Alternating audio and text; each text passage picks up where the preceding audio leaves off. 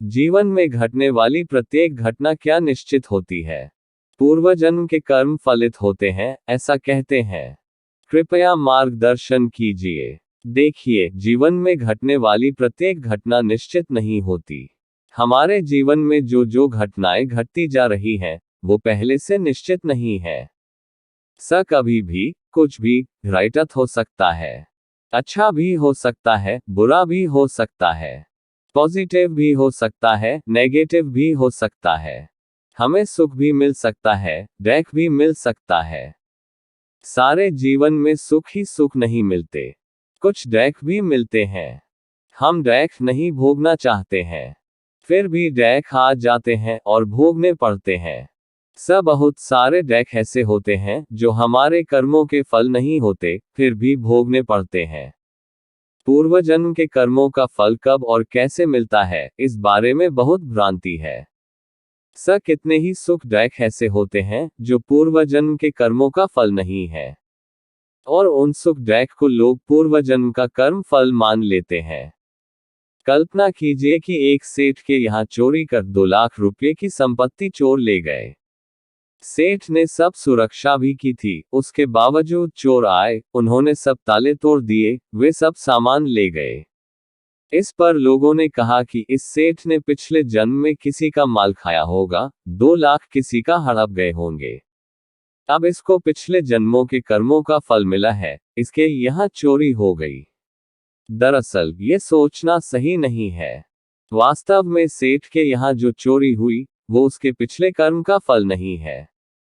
क्यों? अच्छा, थोड़ी देर के लिए मान लेते हैं कि सेठ के यहाँ जो चोरी हुई, वो सेठ के पिछले जन्म के कर्म का फल है।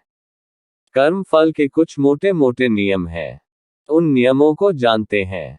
उदाहरण के लिए, पहली बात, न्याय करने के लिए पहली शर्त यह है कि जज साहब को पूरा मामला पता होना चाहिए। कर्म का पता होना चाहिए, अपराध का पता होना चाहिए।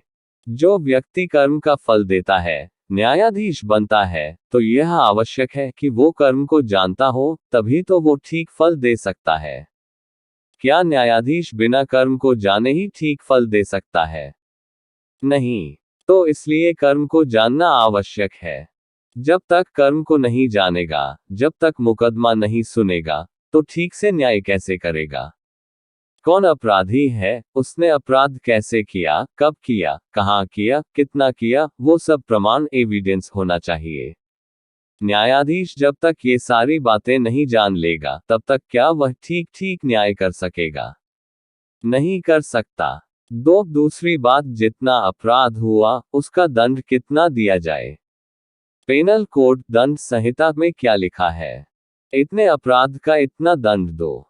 जज साहब को दंड संहिता का भी पता होना चाहिए। अगर दंड का पता नहीं कि कितना दंड हो, तो भी वो न्याय नहीं कर पाएंगे। कर्म फल के अनुसार ठीक ठीक न्याय करने का दूसरा नियम ये हुआ। तीसरी बात, क्या प्रत्येक व्यक्ति को दंड देने का अधिकार है? नहीं। निश्चित व्यक्तियों को दंड देने का अधिकार है, सबको नहीं, और वो ही कर्म का फल दे सकते हैं। न्यायाधीश महोदय को दंड देने का अधिकार दिया गया है। सड़क पर चलता हुआ व्यक्ति अपराधी को दंड नहीं दे सकता। वो ही अपराधी को दंड देंगे, जिनको अपराधी को दंड देने का अधिकार है। चोर वाली घटना पर इन 3 नियमों को लागू कीजिए। चोरों ने सेठ के यहाँ चोरी की, 2 लाख की संपत्ति ले गए। ये सेठ के पिछले जन्म के कर्मों का फल है, ऐसा मानते हैं, तो ये तीनों नियम वहां लागू करके देखिए। क्या चोरों को पता है कि पिछले जन्म में सेठ ने कौन सा अपराध किया था, कितना बुरा किया, जिसका फल हम उन्हें देने के लिए आए हैं? जब चोर को सेठ के कर्म का ही पता नहीं, तो बताए, कर्म फल कहाँ लागू हुआ? दंड का भी चोर को नहीं पता। वो कैसे निर्णय करेगा कि 2 लाख की चोरी करूं कि 3 लाख की या 2.5 लाख की चोरी करूं? कितना दंड दूं, उसको क्या मालूम? सेठ साहब ने कौन सा अपराध किया था, उसका चोर को पता नहीं, कितना किया था, ये पता नहीं, कितना दंड दूं, वो भी नहीं पता। चोरों को नहीं मालूम कि सेठ ने कौन सा अपराध किया था, तो वो फल कैसे माना जाए? जब दंड का पता नहीं, तो न्याय नहीं हुआ, इसलिए वह कर्मफल नहीं हुआ। और दूसरी बात ये कि क्या चोरों को सेठ के पूर्व जन्म के कर्म का दंड देने का अधिकार है? उत्तर है नहीं। इस प्रकार न्याय की कसौटी पर तीनों बातें फेल हो गईं। इस एक उदाहरण से आप 20 बातें समझ लीजिएगा। रेल में जा रहे हैं, दुर्घटना हो गई, 5 लोग मर गए, 20 लोग घायल हो गए, शेष ठीक ठाक बच गए।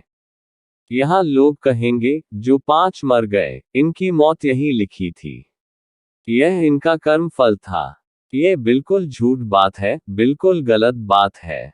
इसका भी यही उत्तर है, जो सेठ की चोरी वाला है। अगर 5 की मौत यही लिखी थी, तो किसने लिखी थी? ईश्वर ने। क्या ईश्वर जो लिखता है, वो सही लिखता है, या गलत लिखता है? सही लिखता है, और वो कर्म फल के अनुसार लिखता है। ये तो उनका कर्म फल था, यही उनको मरना था। अगर यही मानते हैं तो रेल इंजन के ड्राइवर को इनाम दो। उसने भगवान के आदेश का पालन किया है। इनकी मौत आई थी, इसलिए उसने इनको मार दिया। देंगे इनाम? नहीं देंगे। जो चोर वाली घटना में उत्तर है, वही इस घटना का भी उत्तर है। चाहे वो ट्रक एक्सीडेंट हो, चाहे प्लेन एक्सीडेंट हो, कोई भी दुर्घटना हो। किसी भी दुर्घटना में कोई भी व्यक्ति मर जाता है, घायल हो जाता है, वो पूर्व में किए गए कर्म का फल नहीं है। ट्रक वाले ने शराब पीकर बेलगाम गाड़ी चलाई, ठोक दिया, तो हाथ पांव टूट गए, व्यक्ति की मृत्यु हो गई, ये कर्म फल नहीं है, यह अन्याय है। ऐसे ही सभी समस्याओं को आप सुलझा लेंगे। यहाँ पर एक श्रोता ने पूछा कि एक बच्चा पैदा होते ही 4 घंटे में मर गया, तो क्या वह इतनी ही आयु लेकर आया था? तब मैंने इसका उत्तर दिया कि ये कठिन उलझा हुआ प्रश्न है। इसका तो बहुत विश्लेषण करना पड़ेगा। डॉक्टर की भूल थी कि नहीं थी, इसका निर्णय करना बहुत कठिन है। बच्चे माता पिता की भूल से भी मरते हैं, गलत दवाई से भी मरते हैं। हमारी भूल हमें पकड़ में नहीं आती है।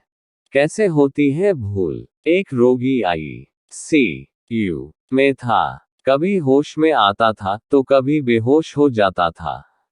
ऐसे ऐसे झोले खा रहा था जीवन मृत्यु के बीच में राउंड पर डॉक्टर साहब आए, उन्होंने चेक किया और डिक्लेयर घोषित कर दिया कि सिस्टर ले जाओ, रोगी मर गया है।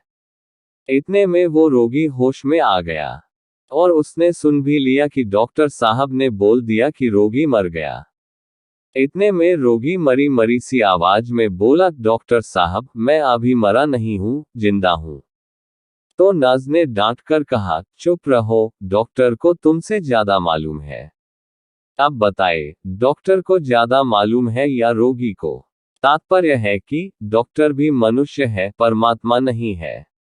उससे भी भूल हो सकती है, गलती हो जाती है। केमिस्ट की भूल हो सकती है, कभी एक्सपायरी डेट की दवा दे दी, और जो अनेक नियम पालन करने पड़ते हैं, उनमें भूल हो जाती है। गर्भावस्था में माता ने खाने पीने में भूल कर दी, उठने बैठने में भूल कर दी, झटका लग गया। छोटे बालक की मृत्यु के पता नहीं कितने कारण हो सकते हैं। वो व्यक्ति भूल जाता है कि हमने कहाँ गड़बड़ की, और कहता है कि साहब मैंने भूल कहाँ की, जबकि वह की होती है उसने। कभी वह भूल छुपाने की कोशिश करता है। ऐसे बहुत सारे कारण होते हैं। किसी भी घटना का विश्लेषण करते समय ये ध्यान देना है कि जो डायरेक्ट मिल रहा है, वो न्याय से मिल रहा है, या अन्याय से।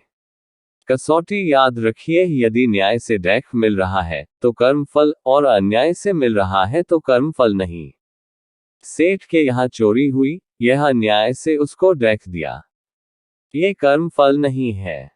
चोर पकड़ा गया, चोरी करने के बाद उसको 6 माह की जेल हुई या 1 वर्ष की जेल हुई, यह क्या हुआ?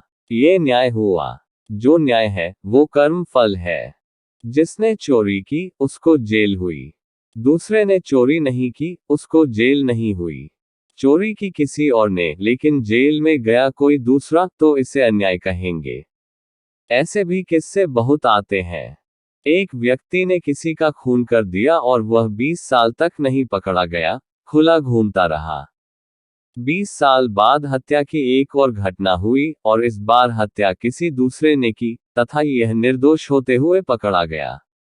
न्यायाधीश ने उसको जेल कर दी कि यह हत्यारा है। इस पर लोगों ने कहा इसको 20 साल पहले वाली घटना का दंड अब मिला है। ये बिल्कुल झूठ बात है। पहले 20 साल वाली घटना में वो दोषी था, तब उसको कर्म का दंड नहीं मिला, जबकि दूसरी घटना में वह दोषी नहीं था। निर्दोष होने पर भी उसको दंड मिला, जबरदस्ती उसको जेल हो गई। दोनों जगह गलत हुआ। ये पिछली हत्या का दंड कर्मफल नहीं है। वो मामला अलग था, यह मामला अलग है। वहां मरने वाला कोई और था, यहां मरने वाला कोई और है। दो अलग अलग केसेस हैं। छठा नियम, यदि कर्म करें तो फल अवश्य मिलेगा। उसमें छूट छाट कुछ नहीं। जो कर्म है, उस कर्म को देखिए, उस कर्म का फल देखिए, उस कर्म का फल से संबंध जोड़कर देखिए कि उस व्यक्ति को जो दंड मिल रहा है वो उस कर्म से संबंधित है या नहीं। यदि कर्म से संबंधित है और ठीक न्याय से फल मिल रहा है, तब तो है वह कर्म फल। जो कर्मफल के नियम हैं वो लागू कीजिएगा। अच्छे कर्म का कैसा फल अच्छा फल, और बुरे कर्म का कैसा फल बुरा फल। और कर्म ही नहीं करे तो कोई फल नहीं। अब इसने यहां दूसरी घटना में कर्म तो किया ही नहीं, तो फल किस बात का। सातवां नियम, पहले कर्म बाद में फल। उस खूनी व्यक्ति का कर्मफल दंड न दिया जाने से जमा हो गया। पुलिस ने उसको नहीं पकड़ा, प्रकरण अदालत नहीं पहुंचा, इसलिए उसको दंड नहीं मिला। अब या तो न्यायाधीश 20 साल पहले वाली फाइल खोले, उसकी फिर से रिसर्च हो कि 20 साल पहले जो हत्या हुई थी उसका हत्यारा कौन है, और ढूंढ ढांढ के उसी केस का दंड उसको दे, तब तो ठीक है। पर यहां तो केस किसी और का चल रहा है और दंड उसे मिल रहा है। उसका तो केस चल ही नहीं रहा है। जिन घटनाओं का दंड यहां न्यायाधीश और सरकार ने नहीं दिया, नहीं दे पाए, पकड़ में नहीं आए, वो व्यक्ति के खाते में जमा रहेंगे। उनका फल ईश्वर अंत में देगा। इस प्रकार से न्याय अन्याय को समझना चाहिए।